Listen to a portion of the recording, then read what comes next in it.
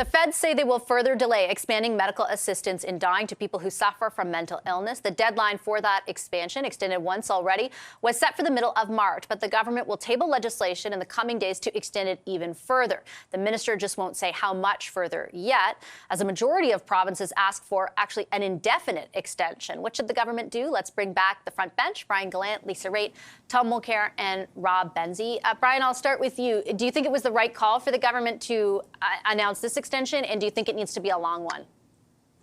Well, I watched that scrum that you showed quickly, and I felt for Minister Holland. I mean, it was a pretty aggressive scrum, and you have to put yourself in the government shoes and the minister's shoes. I mean, you have those that are responsible for delivering healthcare, for delivering the treatment, saying very publicly in a letter, we're not ready. And this is obviously a very sensitive issue.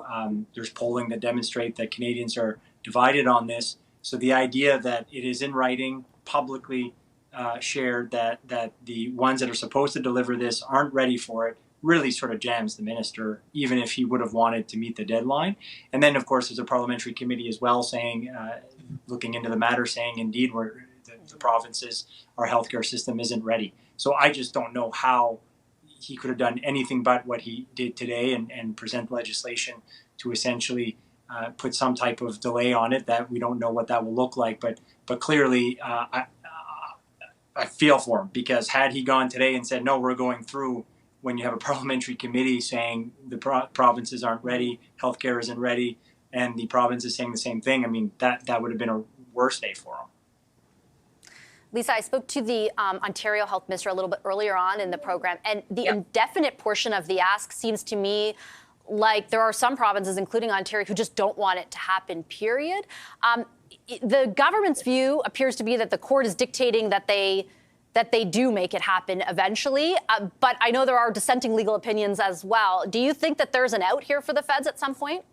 Yeah, I think they made the right decision to answer the first question. And I think that there has not been a court decision on whether or not mental illness is one of the, cannot be exempt from the legislation, which is the way in which it's put. And what everyone is asking for is just a little bit more time. In the case of the provinces, they're asking for more time in order to how to implement it. And in the case of various law scholars across the country, they think that it needs to have another look at it, whether or not it's the right direction to go in. So I think a pause is good for everyone.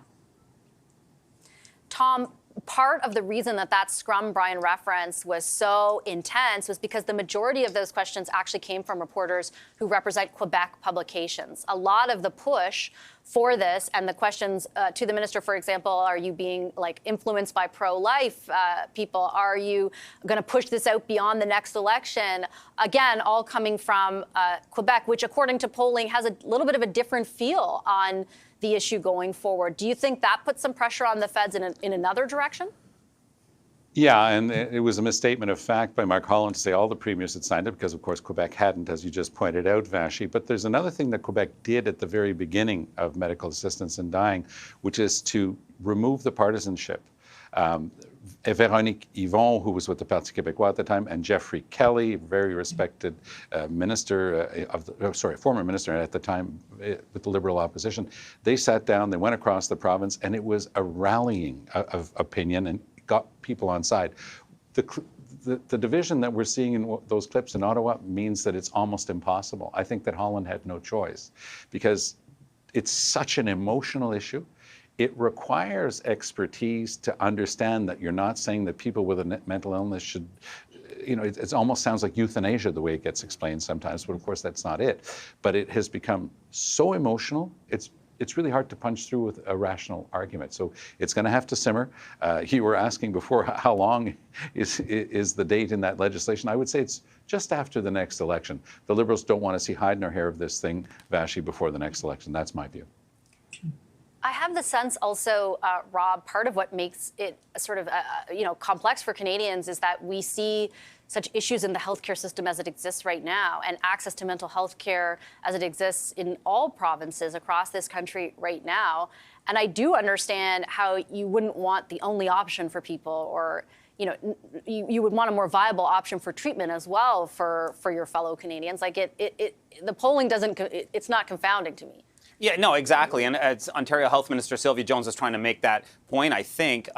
Here in Ontario, we have an Associate Minister of Mental Health, and there is a lot of criticism, even though they've plowed more money than has ever been poured into that area before.